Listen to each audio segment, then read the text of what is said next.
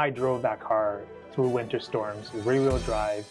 Those tires, there's just something about winter performance was so amazing. I'm like drifting away, I have grip, snowstorm where cars are slipping away, this thing was just going through. Yeah, I was blown away.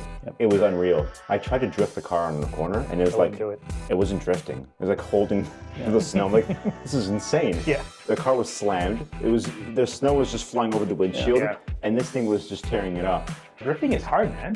Yeah, like my view of Restomod is it's like the classic form with modern technology. I just feel, before I was excited for a new model or a new car, and I just feel lately that these cars, they're losing a lot of soul and connectivity to being a driver. Yep.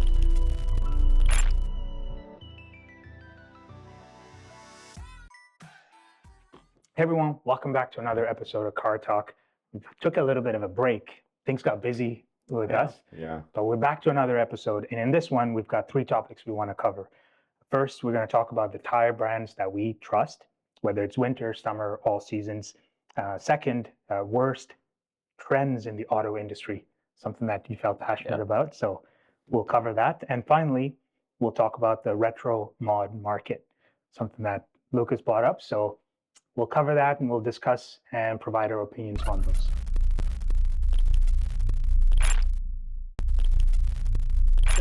Let's dive into the first topic.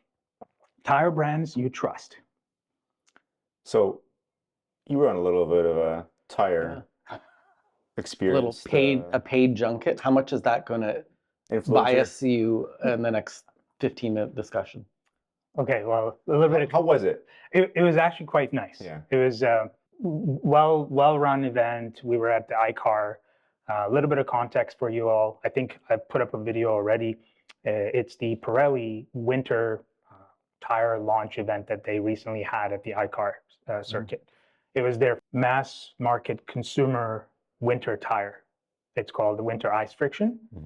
Oh, I thought it was like the Soda Zero. Is that the older? Yeah, those are, so they've had winter offerings, but this was the first time. Yeah, Pirelli's bringing on a whole new line, supporting the EVs as well. It's kind of interesting because the things I learned about what it takes to manufacture a tire, design and engineer it was kind of crazy. There's so many different factors that go into it, right?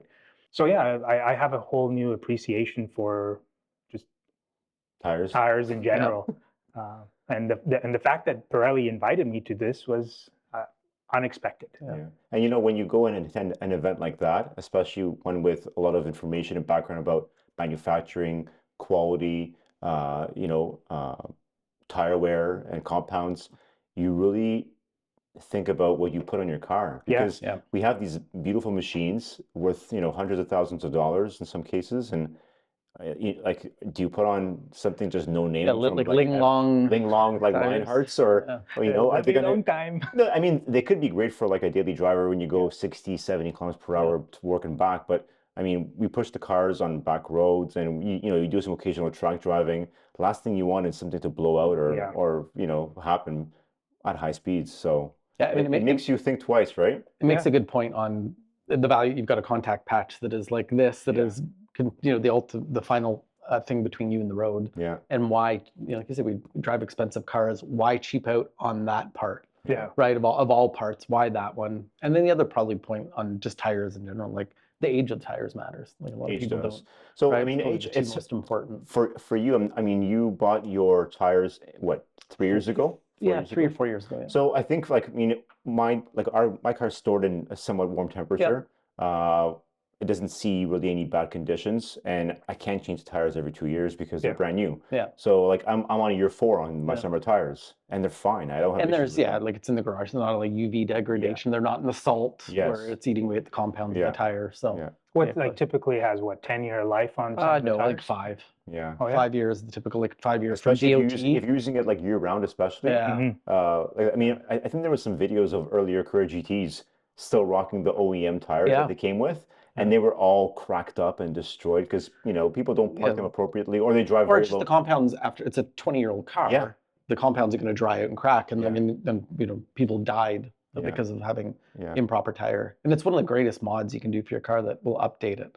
Is putting a fresh new tire. Well, from the Carrera GT, the owners who had that warranty done, they actually put on Cup 2s as a replacement. And the car, I think they tested the car on the Nürburgring, and it got like 2 seconds faster on just a tire swap. Yeah, it makes complete sense. And I think that was part of the settlement, right? There was the $100,000 recall for all Carrera GT owners that could bring it in. It included new tires. What was it they're putting on there? Cup 2s. Cup 2s, yeah. Super soft, sticky. So actually, speaking of Cup 2s, so not trying to do the whole Pirelli plug or whatever, but Pirelli has new sort of competitive tires to Michelin Cup 2s. It's the Corsas? Yeah, the Trofeo RSs. Or Trofeo or RS. Yeah, so they had a Trofeo R. Yeah. So now that's a Cup 2R then. Yeah, that's right. And people have been putting that on the new GT3 RSs. I mean, and they're saying it's a magical tire for that car. Is it at a different price point than the Michelin Cup 2? Well, they're slightly more expensive. Obviously. They're more expensive than I think like the Cup 2R, and then the Trofeo RS, they're kind of the one tier up from the Cup 2. But yeah, it's interesting because they're bringing forward a lot of these tires. One thing I learned from that was they also have these homologated tires, right? So that's basically they work with the manufacturers to create a tire specific for that platform car. For that car, for GT3 RS, for example, these guys have been working with them 3 years prior through the whole development phase, developing the tire along with the car. So by the time they're ready with it, the tires are able to keep up with the torque, the Gs, all the flex required for it. So quite amazing. Like a lot of things I learned from it. I went through a series of different tires in the past, and the one time, I have some Pirellis on the X5. The current one? Yeah. Nice. For winter. That's factory, for winter. Or no, I put them on for winter because it came with 22-inch wheels. So I use those as winters, and there's actually nothing available in 22-inch winters except for Pirellis because they use them on Bentleys, on Lamborghini. They use them on all the larger wheeled vehicles, SUVs. And they're great. They're quiet. They're smooth. They grip. Well, mind you, they're 315s. So in the snow, they're good. But it's a 350. It could be better. Narrower tires are better. Yeah. But it's not my main daily commuter. My wife just drives back and forth a couple kilometers. So I think it's more than adequate in my opinion. I don't feel it brakes great. It's all-wheel drive, so it still takes off. But great tires overall. Actually, so then maybe that's a good segue into the brands you have an affinity towards. So in the world of winters, I only have experience really with Michelin Excise and with Pirelli Scorpions. I've got the Yokohama. I've got those too. Yeah, good. No issues. Have you guys used Hakkapeliitta in the past? Yes. How are those? I heard they're really they're a little more rough, but they're good. So I had Nokian Hakkapeliittas on my Mazda RX-8 when I had it for 4 years or so. Yeah. And I drove that car through winter storms, rear-wheel drive. Those tires, there's just something about winter performance was so amazing. I'm like drifting away. I have grip, snowstorm where cars are slipping away. This thing was just going through. Yeah. I think one downside was it was super noisy. Yeah. Like road noise would be because it's got an very aggressive tread pattern when you look at those. But I mean, I think if you're looking for traction in a rear-wheel drive vehicle, I think it's the cons or the pros outweigh the cons at that point, right? Well, and the life of the tires too. I mean, obviously we only run it for 4 months a year or whatever. I think I got 4, maybe 5 seasons out of those. That's solid. Winter tires. I mean, I should have changed it, but they were still good. Yeah, I was daily driving it, going to work. It raises a good, I think we're all pro winter tire here, but I think there's some people that, whether it's a cost decision, they don't do it. I don't think it actually represents more cost, right? Because you're swapping them over. Yeah, it's the initial investment. Yeah, after that, it pays for itself, right? Right. They're going to last 4 years, and you're not going to wear your other tires out, so you're going to lengthen your all season or your summer tire. Yeah, I guess. And really, all season or no season. Yeah, but even cost aside, I think even I was the same way. I used to just lease or buy a car, and it had all seasons, and it just ran those tires all year round.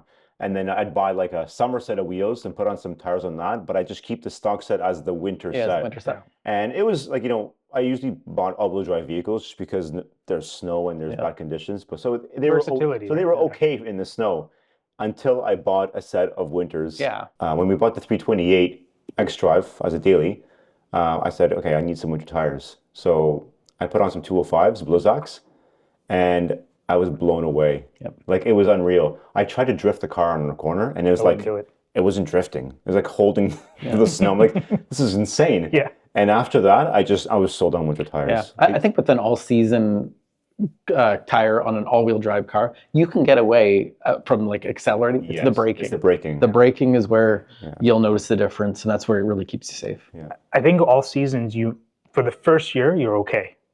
The second year, that's when the tire wear or whatever, you lose that tread depth. But braking is always uncomparable. When you were old, it's just the braking and control of the front wheels is just on a different level basically. So maybe going through, like, I have a series of questions here. So when it comes to a tire brand, do you lean one way or another, or is it just based on what? I do just from personal experience. Like, I've been a huge supporter of Michelin. I just think it's a quality tire. And for the most part, I'm running the Michelin PS4S just because they're such a well-sorted tire. Yeah. It's good all around. Good for summer use. They have two compound variants. So the center of the tire is actually high tread wear and the shoulder is low tread wear. So if you're driving on the highway, for example, or somewhere straight, you don't get consistent tread wear. You have basically it's not wearing down. The minute you start to corner the car, you have really soft compound, so it grips really well, and that's when it's wearing more. But you're driving straight more often than you are turning. Yeah. And I find that I've tried different tires in the past. I think it was Hankook's. Yeah. V12s. I put them on my Z4M coupe, and I remember I got my big brake kit installed. I was driving, trying to bed the brakes in. I slammed the brakes a few times, and the wheel starts to vibrate and shake. I said, something's off. Like, brand new brakes, brand new rotors for like $6,000, and like the wheel's shaking. Yeah. Is the rotor warped or what? And I did it 1, 2, 3 more times, and I said, the only thing this could be is maybe the low pressure in the tires. 36 psi, like it's not low pressure. It was the sidewall collapsing on itself. So the tire was so soft, and that when you press the brakes really hard, there was so much force on the front tires that the sidewall was collapsing and actually making the car shimmy. Throwing the tire to balance. Yeah. So they were brand new tires. I took them off. I threw on a set of Michelins, double the price, gone. Yeah. And the car was like, it was a different car. It drove completely differently. So now I've been using, PSS or PS4S on the last couple cars I've had, and I even had them on the X5 in 23s, and they're phenomenal. Like, it seems like a good balance. Yeah. Of kind of ride quality, performance, looks. and that's what you have in your M2 as well, right? You have the PS4S. Yeah, and that's what I have on my 911. Yeah. Nice. Yeah. Okay, so is that I think that would be mine. Yeah. Just obviously I was influenced by Lucas. I think you helped me. You helped me set me up with the purchase. Like I'd come back to the heuristic. I just don't think you should cheap out on your tire. It's a big safety thing, right? And it's not like there are other great brands for sure. I'd say buy the best tire you can afford. Yeah. Actually, that's a very good point. Yeah. Best tire you can afford. Yeah. Like the Falcon Azenas are not too bad. They're not. I think the Indy 500s have a good rep, the Firehawks. But also this might sound a little bit strange, but it comes down to appearance for me too. I like the way a certain sidewall looks. Yeah. And I think Michelin has a very nice balance of sidewall design and even the bead protector that kind of sticks out. It doesn't protrude too far. It just looks. It allows us to perfect the stance and everything else. Yeah. I get no rubbing on my car, and it's pretty dumped. Yeah. And I think that's part and parcel of the profile of the tire. Yeah. Yeah, I was heavily influenced by you guys as well. Michelin PS4Ss. Because when you had my GTS, the 997.2, you did a different tire. Did you do Cup Sports? You did Cup 2s on that, I think, right? On the back of your 911? You did Cup 2s. Oh, I did Cup 2s. And it was like back to the point you just made about side. It was a very tall tire. It looked like almost like a drag setup. Yeah. Right. So Cup 2s, they don't have that small void between the rim and the tire, like a bead protector. They just come straight to the rim. So it gives it more of a girth, right? More of a taller sidewall. And I like both looks, to be honest. Like I know some guys with, the same car I have that are on 18s and it looks phenomenal, but they're running the right tire. They're more of a square sidewall. It looks slimmer than it is because of the way that it's designed. Looking like TJ Hunt's 991. Yes. That would be, I think those are Cup 2s. Those are Cup 2s. They look thick. Yeah, it's on an 18. That's 19, I believe, Okay. But there's a guy on Instagram, Chris, he's got F80 M3, and he has a steel brake, so they're smaller, so he can afford to go down a few sizes, but he's running 18s. Oh, wow. With the Zeniths, 612s or 615s, I think they're called, and they don't look like 18s though. They look great. It suits the car's overall style and with the way he modded it. But it comes down to the sizing and the look of the tire. It just looks appropriate, right? Yeah.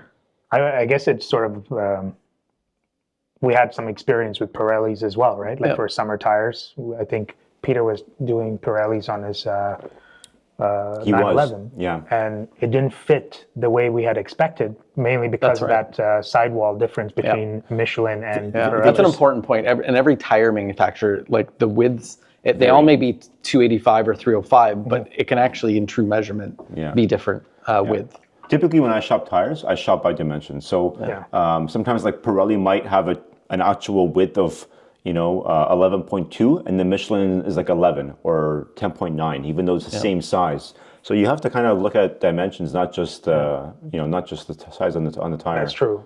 Actually, it feels like a bit of a missed opportunity where I could have asked this question. It's like, why are your sidewalls so different from the Michelin ones? What's the thought process behind it?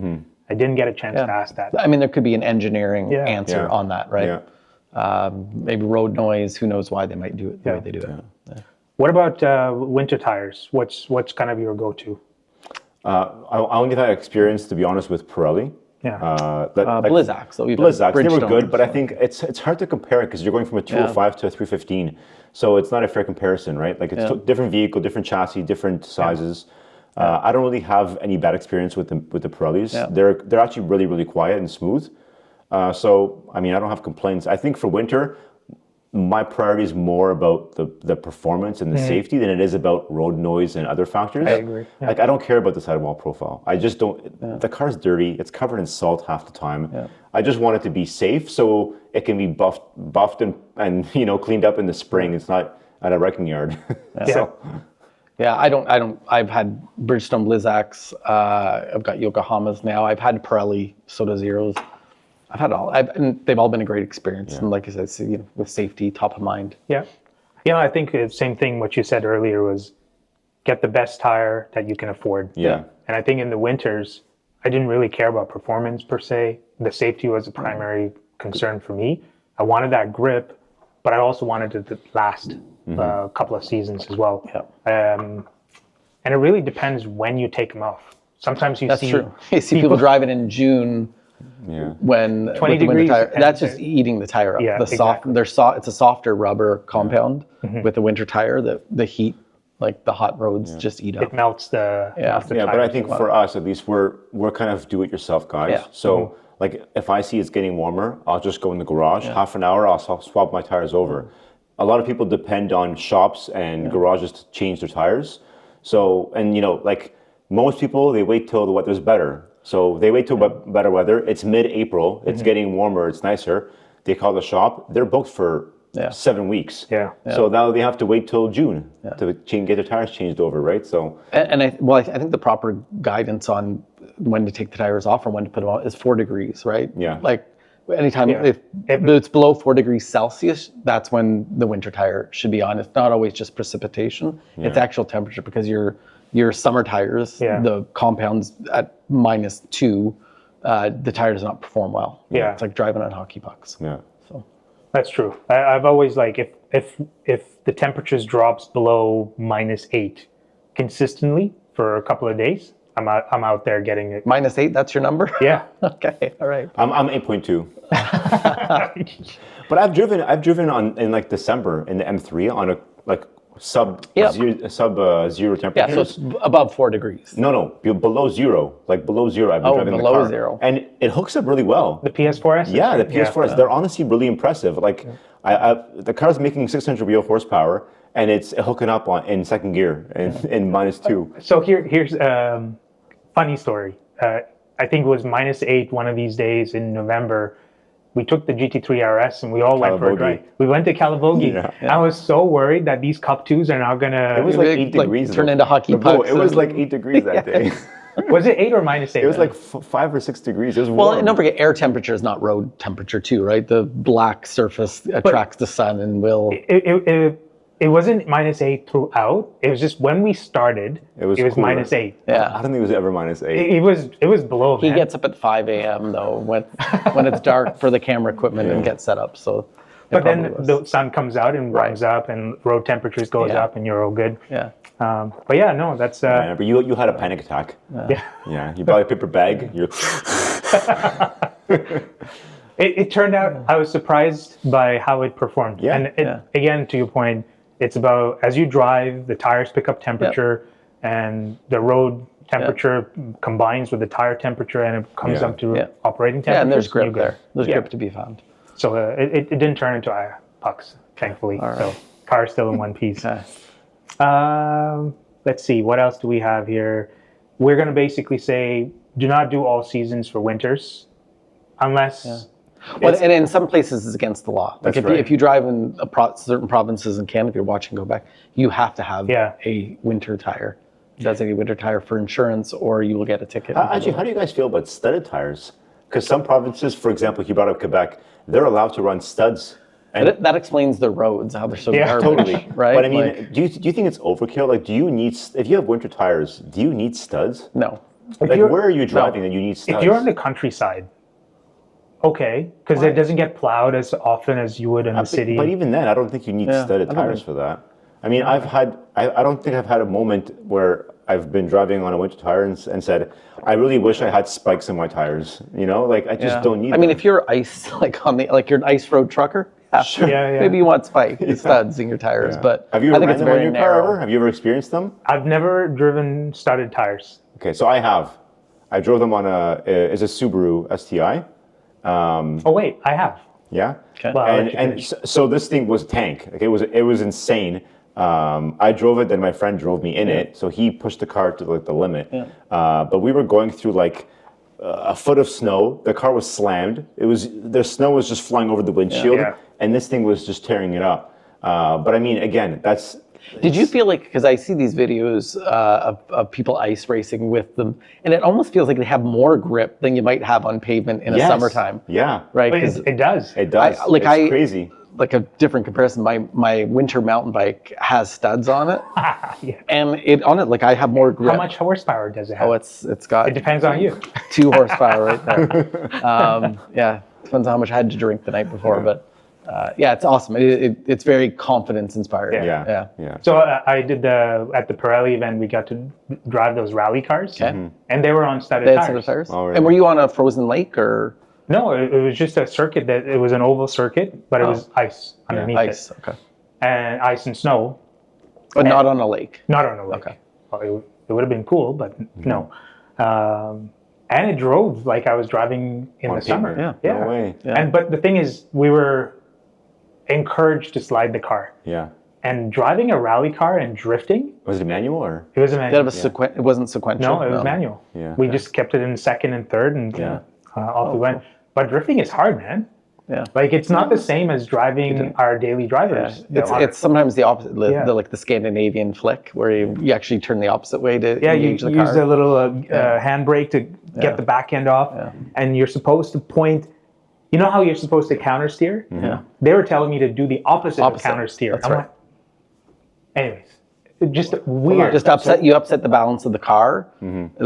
That's a move to upset the balance of the car, and then you gas. But then when you're drifting, when you have that angle, you don't want to be counter steering. Yeah. You want to keep it straight. And just give gas. And then give the gas, and then just keep sliding. I guess with studded tires, it pulls forward, right? Yeah. All-wheel drive. If you don't have all-wheel drive or a set of tires or winter tires, you want to counter steer, or else it ain't gonna do what you wanted to do. Yeah. Totally. That's a crazy experience, but that was cool. Okay, so that's. Should we wrap tires? up? Yeah. So I think we talked about Pirelli, Michelin, good brands, and there's other great brands too, Yokohama. But I think we all agree, like, stay away from like the El Cheapos. The El Cheapos tire. Yeah. I'm looking forward to giving the Pirellis a fair chance this time around. Just based on the things I've learned. Oh, sorry, on what car? On all, actually. Okay. Because prior to this launch, they didn't have a well-rounded tire, like winter tire, that was well-rounded, cost-effective, lasts X amount of time. Yeah. And this is the first time they have something like that, a good balance. So I'm curious to see the experience they offered us was in a controlled environment. It's not enough to make a decision on how great the tires are going to be, but over many seasons, I think. Live with it and see how you do. Okay. So hopefully we'll sort something out there and give it a try. All right, let's move on to the next topic. Worst trends in the automotive industry. Yeah. Where do we start? Well, we'll let Eric start because I think he was very passionate about this. Yeah, topic. I had a list as you know, we stay close to the automotive industry and these bright ideas that the companies are coming up with, and I get it. Like, they're trying to create more verticals of revenue and residual rather than just selling a car once and hoping the customer comes back to your service department. So I think that sort of leads off. I've got a little list of things that bother me, and I'm sure I'll get your agreement. And the first would be the subscription-based services. Oh, yeah. So they sell you a car that might have heated seats ready to go, but you have to pay them $15 a month to press the button. Do you know if this actually is true? Like, is this? Yeah, they've tried. Mercedes I think tried it as well. With their Apple CarPlay. Oh, CarPlay. Okay, but not with heated seats and stuff. No. But there have been. I think it was Mercedes that had a subscription service for certain things, and like it might be $15 a month, and you can activate it for winter and turn it off. Okay. Wow. But hardware is there. Everything's there. But they've already, Yeah. I think it might create a bit of a black market of automotive hackers that will start hacking the system and selling the stuff. But it's back to this. I use this expression all the time. It's like you have contempt for your customers. You've already absorbed the cost of putting the heated seats in. It's not just heated seats. And then you're dangling and saying, you know, it's not available to you. So it's kind of like unlocking more horsepower. You guys do that with boot mod. So is the future of like tuning like enabling your heated seats? Is that like like right now, like, you know, I tune my car. I have like 800 wheel. I more boost running through the motor. And what do? Yeah, I tune my seats. So I got more heat going through volume. Well, it's like 3 logs on the fire, man. It's like modding your phone or modding your computer or whatever, right? It's like actually Mercedes. I think you're right. Mercedes at one point was offering a power package on one of their EVs where you buy like X model, and then if you paid like an $30 a month, you get more power. That's insane. Audi was experimenting with that as well. And then the cars didn't sell, so they brought back V8s. That's right. That's going to be on a subscription model. You have 8 cylinders, but they're going to block off 6. The 2 of them. That's not, eh? Well, like, where do you draw the line, right? Like, if they can monetize on that, they would. So, I think the market rejected Mercedes and maybe some others. So hopefully that will die. I don't know about you, but just hearing that news made me excited. Yes. I can't wait to see a V8 C-Class again. Oh, V8's back in. Sorry. Because like I just found that Mercedes was such a cool brand before. It was like BMW and Mercedes were those boxy, like very like German, So it sounds like that's one trend you don't like: small displacement with a bunch of turbos. Getting back to the big V8. Not necessarily V8. I just find that the C-Class, the C63 especially, was made to be a V8, not a 4-cylinder turbo. And actually, it started off as a V6. The C-Class was a V6. The M3 was an inline 6. Audi was a 6-cylinder. Audi was the first one to slap in a V8 in their S4. And when they got away from the bi-turbo 6, they went to the V8. So when Audi did it, basically the 2 other German automakers followed suit. Then during that generation, Mercedes came out with the C55 AMG, which was V8, and then BMW came out with the E90 M3, which was a V8. And the reason they made those cars was strictly just to compete with each other. Yeah, you said that last episode, right? Yeah. We kind of missed that sort of competition between the top 3 German manufacturers. Yeah. Let me keep going because I've got a list. Yeah, we'll be here all night. I have a list too. Oh, you have a list? I have no list, but I want to. Okay, but you can contribute. Yeah. So the next trend I hope dies is the piped-in audio exhaust noise. Yeah. I just think it's a fraud. It's like it's an affront to your customer, the true car person.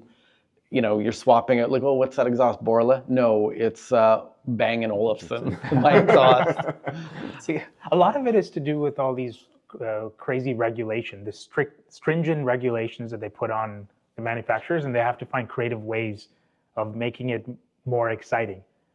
You think like noise regulation or EPA type stuff, environmental? EPA, noise regulation, all that environmental restrictions against the exhaust and the sounds. To some degree, I agree with you, but there's certain models that you don't need to do that. Like for example, like the Audi has a lot of fake tips, and they're known to have cutouts in the bumper with actual tips that aren't tips. Why? Well, your SQ5 has that. But why do that? What's the point? It doesn't save anything. You don't. The car's not more efficient by doing that. So it's again one of those worst trend concepts. That was one of those things that they did, and very quickly they learned people don't like people it. didn't like it. Yeah. And so now they're going back to like proper exhaust. Just put on a real tip. Like it's a. I mean, there's so many bad trends that we've seen and people are kind of rolling back on. So I know the list is extensive, so let's keep going. Because you've said this one before, I know you'll agree. The over-reliance on screens in cars. Oh, yeah. And like performance cars specifically, but any car where the whole dashboard looks like a NASA launch center. Yeah. Where I can't just have a button to turn, I think like the Volkswagen GTI, you can't even control the audio without a screen. It's like an up and down toggle, or like a virtual toggle. Like it's sort of fraught with peril because these systems fail. Your car becomes like a brick. It's unusable. And also, I think they don't work well in different temperatures. Like if the car's freezing cold outside, all the LCD panels are still cold, and you want to raise the heat. The render, there's latency. You feel that lateness. You feel that lateness, right? Yeah. And also, just to piggyback off your point. The iDrive in BMW. I saw someone comment that it was the worst system. They're glad that BMW is taking the iDrive out of cars. And I said, I don't know about this is not like a pro BMW thing, but iDrive was genius. It was the best way to communicate with the car without losing focus on the road. Like the wheel. You had a wheel and you'd go left and right to toggle through menus and you click. It was the easiest way to like Lexus has a little a mouse pad with your finger, but it was like you had to look where your finger's going and look at the screen. This one was so fluid. You can drive and look at the screen and control everything. And someone commented they didn't like the iDrive. I said, I think it's probably one of the best infotainment inventions in automotive tech. I think the folks that didn't like iDrive were the folks that found it too complex. They wanted it's so simple. It's so simple. What is simple to us is probably complex to a lot of people out there. Maybe. I think they just like, the world's fallen in love with touch screens, right? So they want to be able to, I see it on the screen, I want to be able to touch. Well, it's thanks to these guys. Down there. Yeah. The iPhone's programmed us that way. Exactly. Yeah. But here, I think part of the reason why they went with screens is a cost-saving approach as well. Totally. A huge. There's no hardware. Right. It's all virtual. They can control what you could change it, what you want to show the user, the driver. There's no physical physical buttons or knobs that you have to engineer. Yeah. So the introduction of these large screens reduced the cost of manufacturing and just overall the vehicle. Yeah. But I think manufacturers are coming back and saying, these touchscreens are not necessarily luxury. Like I think it was Bugatti or someone that. Bugatti has no screens. The Tiburon, what's the new Bugatti? Chiron. No, the new Bugatti. No, there's a new one with the T. Oh, it's not Tiburon. No. That's a different high-end manufacturer. It's with a T. Like a Tamale? No. Tenemer. No. I mean, no, that's the new. That's the game. We have to bring it up because after we can't continue, guys. Temerario is the Lamborghini, but it's not. Tourbillon. Tourbillon. Oh, it's like the bar of chocolate. No, that's Toblerone. But anyways, both good though. Both good. Yeah. So when they designed the interior, they specifically didn't make any touchscreens or displays because they said that's what ages the vehicle. Yeah. 100%. And they want this car to remain timeless. They want to design a car that looks as stunning as it is today, in 20, 30 years. Well, reference like a Pagani. Yeah. Like just beautifully crafted pieces. Yes. Everything looks like jewelry in the interior. And it doesn't date, And just as, I think back in 2008 when the M3s had the iDrive screens, they had a hump in the center of the dash. And, it was the cool tech. Everyone wanted the screen.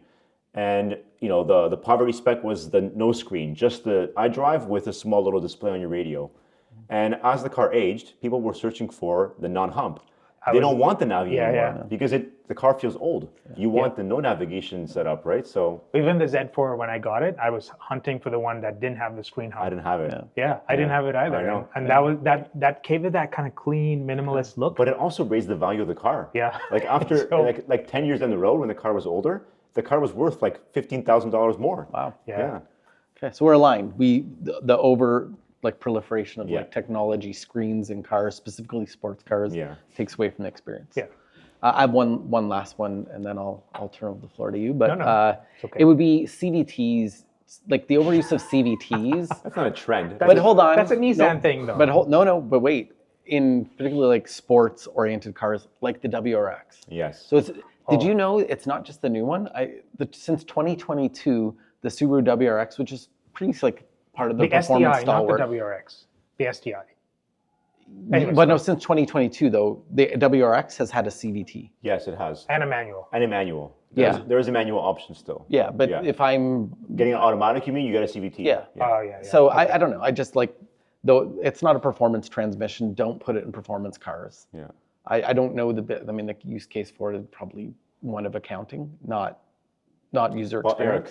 Eric, to be fair, who do you think the main consumer is for Subarus? Well, like the new STI. No, not STI. I'm saying, but the new STI average range of Subarus. Don't make me say it. I want to know your opinion because they might teach gym and wear a lot of plaid. Okay, that's all. Because I just think they don't care. They just don't care. Yeah. For an enthusiast who does buy an STI, for example, I think it's more important. But all the submodels below that, I just think people don't care. Well, exactly. I think people that bought those cars, they didn't want.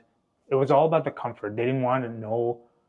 Things low are maintenance, happening. The quieter, the better, I guess. I don't know if CVT was better for maintenance or longevity-wise. Is it a better transmission that ages well? I don't know. I don't know what I should look into this, but it can't be for fuel efficiency because it feels like it would be worse for fuel efficiency because it caused a lot of over-revving. So I'll tell you this: my friend worked at Nissan, and before that, he worked at Mitsubishi. Mitsubishi, he did a lot of he was a tech there. He did a lot of oil changes and just bearings, that kind of stuff. When he went to Nissan, all he did was transmissions.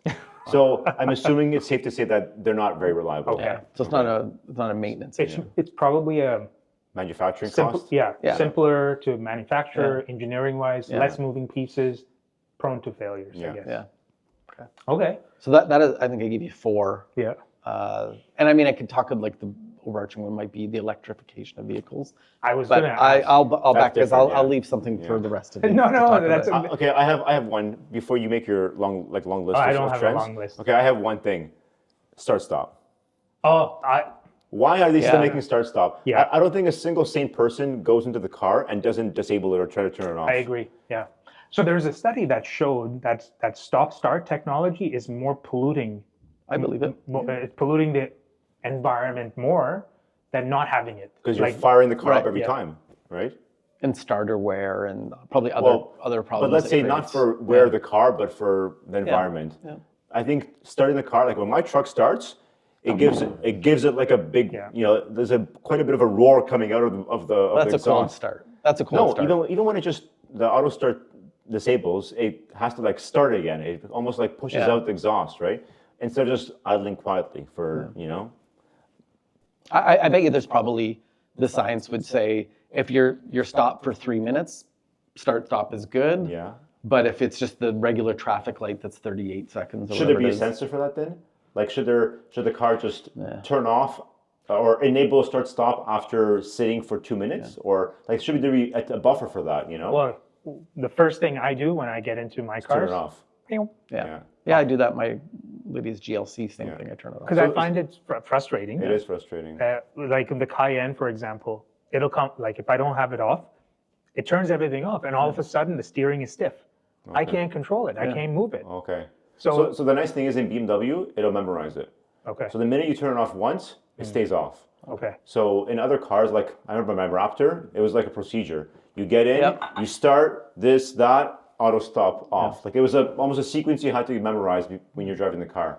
And there was hacks where you could like unclip the dash and put a clip somewhere in behind to like. You can't just pull a fuse and. Yeah, it was like there's also all sorts of little hacks for these little adapters or resistors to kill the function. But BMW is when you press off under the stop start, it just remembers it. See, that's what I appreciate about the whole iDrive system.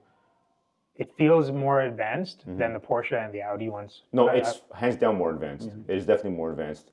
iDrive 8 in the X5 is like it blows me away. It's got so much features and functions. It's so fluid. You have iDrive 7 in your M2, I believe, right? I don't know the versions. Yeah, but it's more intuitive than the other. The map is great. Everything is it's great. I have one more I would like to add. The floor is yours. The trends of manufacturers killing off the manuals. Okay. Yeah, they are for the most part. But do you think there's a resurgence though?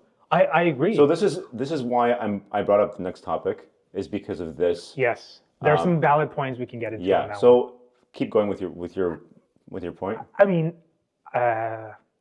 it's just one of those trends that is again taking away from the enthusiasts, and the fact that they're reviving that and bringing back manuals is great.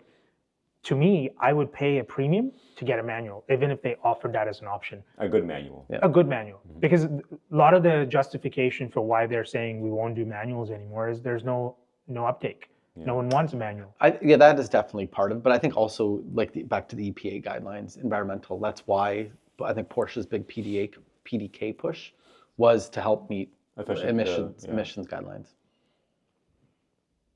Remember, when you drive manual, like you're not driving it efficiently. Yeah. You're holding gears much longer than you should. If you jump into a Turbo S and you put it in an automatic mode, it's in fourth gear when you're going 30. Like no one's doing that in a manual, right? So I agree. Yeah. Okay. Fine. Okay. Lastly, on a question to you all: if there is to us all or they? I mean, the audience Eric, and you, Eric and everyone here. If you could kill one trend forever, what would that be? Of the ones we just listed, or in general, just a trend we could kill? EVs. That would be mine. Okay. It's not really a trend though.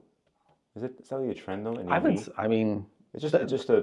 There's an EV movement afoot, right? Yeah. The electrification of all vehicles. You saw, like the Charger. Like we didn't talk, like the Dodge Charger. Well, there you go. That's just. And they're going. Let's come back to this conversation in like a few months and see where that's gone. Because I can guarantee you we'll be doing "We told you so." Yeah. Well, actually, they're all pedaling back on it. Yes. How? If the car's already produced. How are they pedaling back? They can still change. Yeah, they can go back. Like I think we saw that Porsche has taken an $800 million write-down on some of their failed EV experimentation, right? I think there's just a genuine concern with folks looking to buy these cars now. They don't see this as a cost-effective way to own a mode of transportation anymore. Like 4 years down the road, 5 years down the road, what are you going to do? Yeah. Battery's going to cost you a fortune, cost you more than the car itself. Totally. So consumers are starting to realize that there is, down the road, it's going to be a pain point. Yeah, it's great right now. You're saving on gas and all that, but down the road, you're going to pay a fortune. Well, and you live with it, and you live in an area where they do rolling brownouts. The electricity, the grid can't keep up with it's. All right. And we've talked about this. So you I kill get fired kill up. EVs. Yeah. What would you kill? I would kill the massive screens. Okay. Massive screens, okay. I'd like to... In all cars or just sports cars? Enthusiast cars. Yeah, I agree. Yeah. Like the ones that we want to see age gracefully. Yeah. I don't want to see screens in there. I mean, I was in your Denali. That's a great, it's got a lot of screens, but that's so cool. But it's got a lot of buttons though. Yeah. It's got a fair amount of buttons in it. Like all the HVAC controls, volume, all that is all buttons. The screen, I mean, the dash, the cluster is digital, so you can change your cluster layout. Like it's a truck though. I don't care, you know.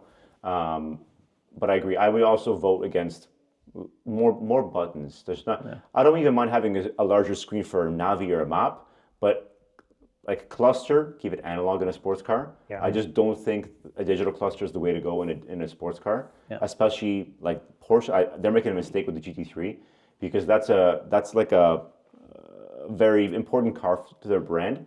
And I think for everything. And going back, you know, looking at the 996s and 997s, that's what people like. It's the rawness, like a 997 GT3, for example. If you were to drive one up my driveway today and open the door and it's in mint shape, it would look current. It wouldn't look like it's dated. Yeah. The GT3 now is going to become dated, and I think it's going to become the 996 of the GT3s again. It will. It just I don't think it's going well. I hope you didn't say it. You know why, people? That's going to hurt now. Because even the 99 now people are talking that even for value. Eric mentioned it last time. The GTS is no longer desirable. Carrera T is not desirable, or the base Carrera. Yeah. Because it's the manual, more raw, more pure Porsche. It's the GTS used to be like the car to get for value, and not anymore. No, I agree. You know, it's a completely different car now. Yeah. Like regular 911s, the GTS was a good option of. And it's PDK only. It's PDK only, and it's hybrid. T-hybrid. Yeah. Like I don't want it. Yeah. You know, it's like all the way here now, and I don't even want to touch it. Yeah. Okay. So.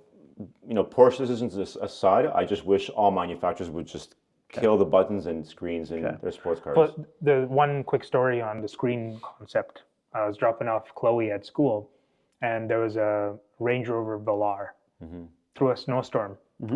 It was stuck trying to get out, and I'm like, okay, what the hell? Did not have snow tires. They had all seasons. Yeah. But I'm like, okay, the first thing I do when you get stuck in snow is turn off traction control. Because it prematurely cuts the power, and you can't push through that stickiness. It would have a setting because like my car has it, like where you can have a snow or slippery mode that does. But traction off, just that's the simplest thing you could do, right? Okay. And I do that on all my cars. Yeah. BMW has it, the Porsche has it, the Cayenne has it. Let the wheel spin. Yeah. And I get into this car to try and help this lady to get. And it rolls out. No, there's no button. For traction. Like there's no quick way to hit traction control. And I'm like, okay, what do I do now? Like we're stuck. We're trying to get out. He lit a match. Like going through the screen is confusing as hell. I don't know what the settings are, what the modes are, and I'm like, what is going on here? Like, so what happened? Tell us the finale here. You left so you couldn't get out. No, she called her husband, and the husband was going to come in with her pickup truck or whatever and pull out. Probably Denali or something. Eh? Yeah. I don't know, but like we were in the middle of this on the this school pickup line, drop off. So the morning it's chaotic. Cars are going through. Everyone's slipping. Yeah. That should have been a day off for school, but they didn't. Everyone was back to school. Anyways, that was one of the another reasons for why physical buttons for critical functionality needs to stay visible. At all times. Yeah. Okay. All right. Let's wrap that topic up. Okay. Let us know in the comments below as well, what are one of the worst trends you think about and what would you kill as well. Moving on, let's do the retro mod market. Is this a new era of car culture? Totally. I don't think it's new. I think it's getting more popular. I mean, Singer was, I think, when you think of retro mod, at least for us, there's a lot of muscle cars that are getting retro modded and stuff, and I think they've been doing that for 20 years. Like I think about like the Chip Fooses and just all the popularity. Yeah. Well, I'm going way back. Before that, like Chip Foose was pretty huge in like the it was like a bunch of early Camaros 2000s and Mustangs and stuff. Restomods taking the older cars and there was a whole industry of people that were doing Ring Brothers. They do a lot of Restomods. Ring Brothers, good one. Yeah. But it is new, like the premium German. I find there's more of them coming out now, and I've seen variations of like the F355 getting modernized, the Lamborghini Diablo. Now, just recently, the Gallardo It got a Restomodded. That was one of those "how old are we" moments that they're now. It's a Restomod, a Gallardo. So wait, if we can level set here for a minute, what does resto modding mean to you? To me? Yeah. Okay, so let's say when we talk about resto, I take a platform like the Gallardo, for example, and great motor, beautiful lines, nice car, but dated in a sense of lighting, seating, maybe materials used within the car, just the overall details. They were just, now the cars, like you have like even new Paganis, new Revueltos. There's a lot more detail in the headlights, in the grills, in the buttons. Everything's more detailed in terms of fit and finish. So I think they're taking these cars and they're reinventing those pieces and putting them back together. My view of Restomod is it's like the classic form with modern technology. Right? And it could be lighting, could like braking, obviously like no screens, no touch screens though, right, Aaron? Yeah, no touch screens. Okay. No EVs, no like battery power plants. Porsche didn't Porsche, I know, well, they do some old speedster Porsches that people put EVs in. But yeah, like that would be the view, and that was kind of the approach in the late 90s, early 2000s, taking these big heavy muscle cars with like drum brakes in the back and converting it to four-wheel disc brakes.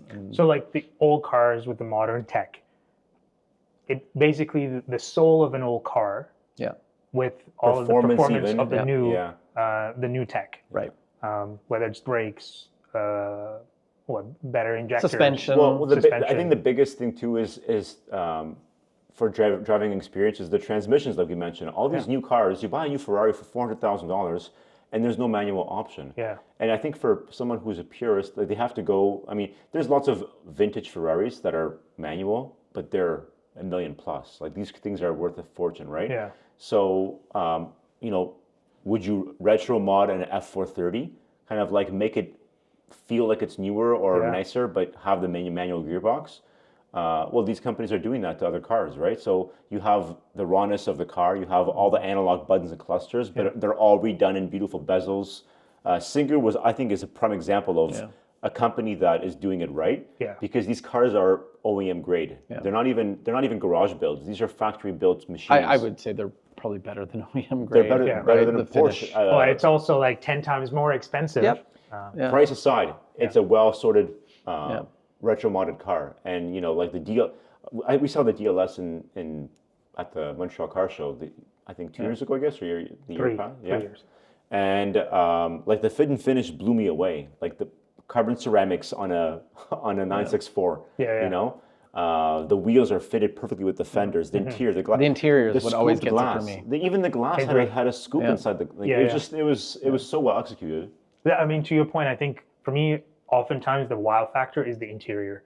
I mean, the things like suspension and all those things you don't see, but when you start to drive it, that's when you really experience it. But when you're from the outside looking at a $4 million car, it's the interior quality and the fit and finish, how it looks sort of modern, retro feel, and it feels so much more welcoming than like those older classic interiors, right? And that's what's cool for me about resto modding. And these cars, they're primarily driven in good weather because people don't buy those cars to daily drive. But I mean, you can if you want to. But there's leather wrapped panels in the engine bay. Like they're finished to a degree that's you can open any part of the car and it's almost like a form of satisfaction. It's art. It is art. It's art. It's an art form, and it's an extension of someone's personality in a lot of cases, which I think is why he started the company to begin with.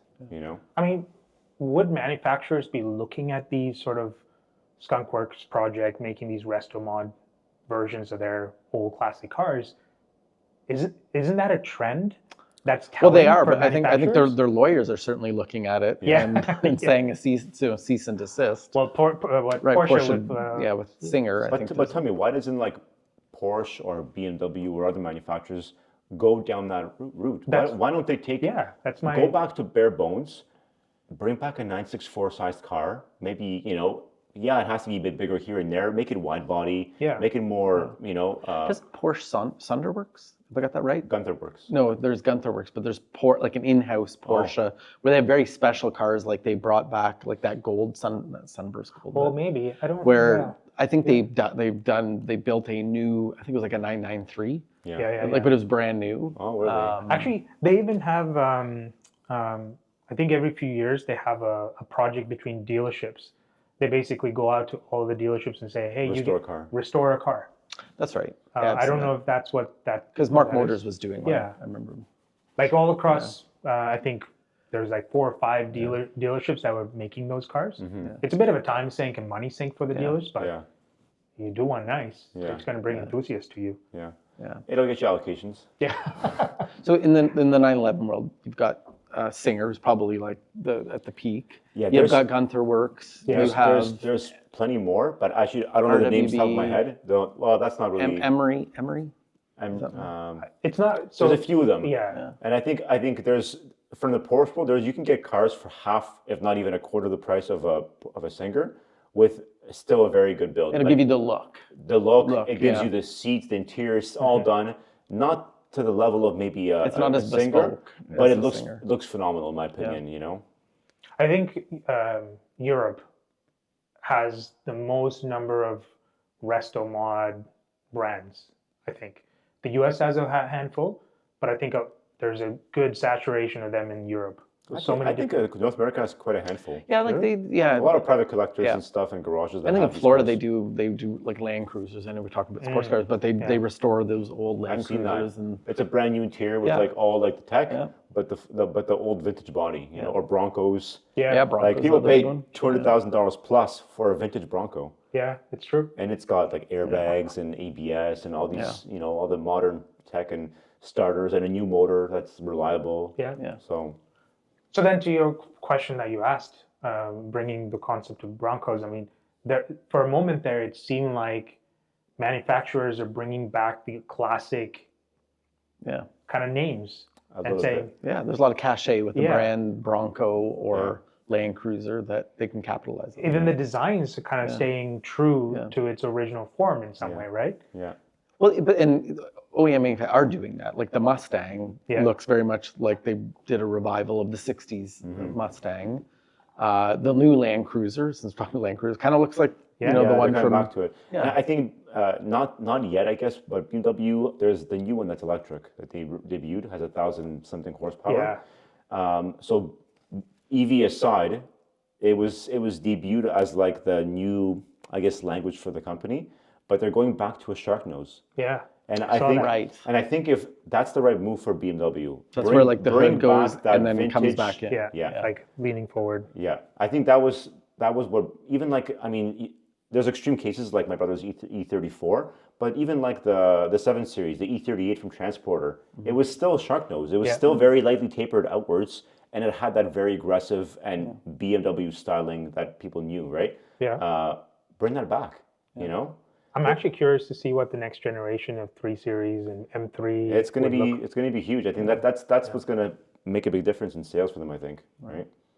I think Audi's kind of lost its way. I hope they find their way back again. Well, Mercedes is back, so now it's Audi's turn. Yeah, it's true. They have to follow suit. Yeah. I mean, their RS6s and RS7s, they're beautiful looking cars. They had nice V8s. Yeah. The next generation apparently won't have it. Yeah. So hopefully they bring that back. So with all that said, going back to the roots and old design, how do we feel about the ZR1 now? Because it's so far off from what the Corvette was, right? Right, but that probably is mainly due to its mid-engine. Yeah. I don't know how you go back to a you can't retro look when you change the... It's gone too far. Yeah. It's in hypercar territory now. Yeah.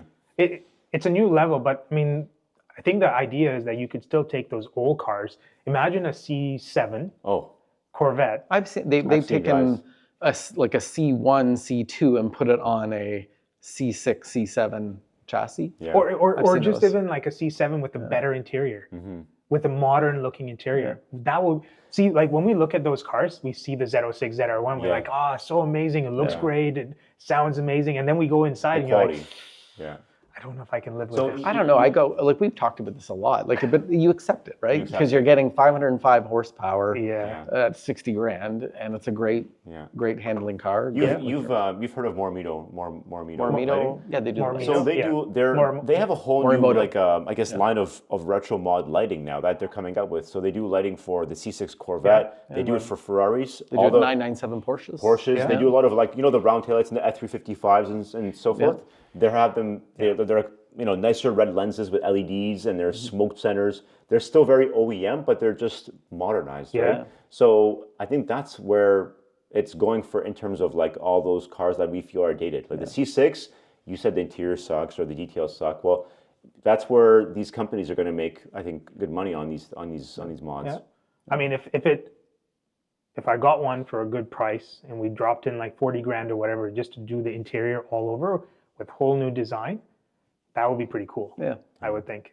I wouldn't even think you'd have to spend 40 grand.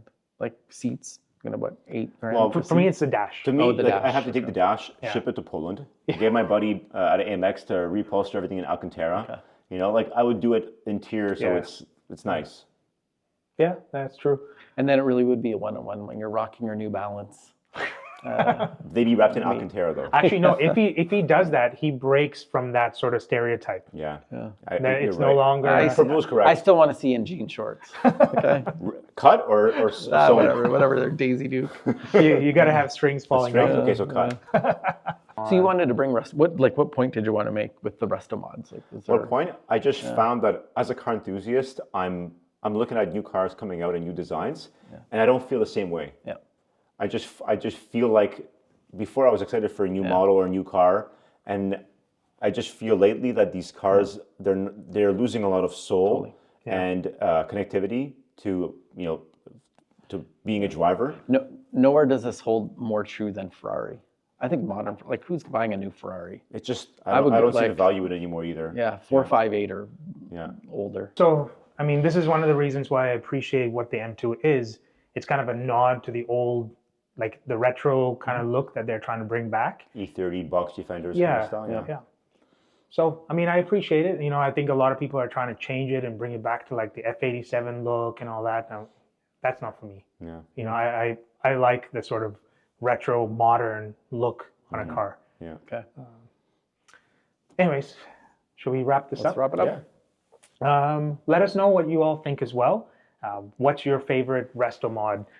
I did have a question here that I could maybe we could touch quickly as well. If you could retro mod one car from history, what would that be? I know my answer. I would go Gen 2 Dodge Viper GTS. I knew it. I just think that car is ripe for suspension, probably a better compound tire, like we talked about tires, and then interior you could probably go ham on too. Yeah. I would retro mod BMW 850. Oh, big cruiser, GT car. V12, two-door, very reminiscent from the front of like a 1M or M1, I guess. But it's like almost forgotten a little bit. It was considered almost a supercar back in the day. Yeah. And I think that retro modded. There's been one that was done at Pebble Beach. It took home every award though. They basically they made bumpers and everything for it. It was very fluid. They put a V10 out of M5 in it, swapped some parts here and there, but it looks fantastic. But I would do that. Okay. Yeah, I mean, I'll quickly wrap with my pick. I think it would be the Audi Quattro. Oh yeah, that will be a sick rally kind of style. Yeah, I think I've seen some renders of people that done it. They do look great. Yeah, wide-bodied. I wish that the RS5 was that. Yeah. But it didn't turn out to be that. Right. Yeah. But I think I would take that those modern designs of a Quattro and bring it to life. That was the original 5-cylinder turbo, eh? Oh, yeah. Yeah. So that car had the original 5 out of the Volkswagen group. It was a 5-cylinder turbo.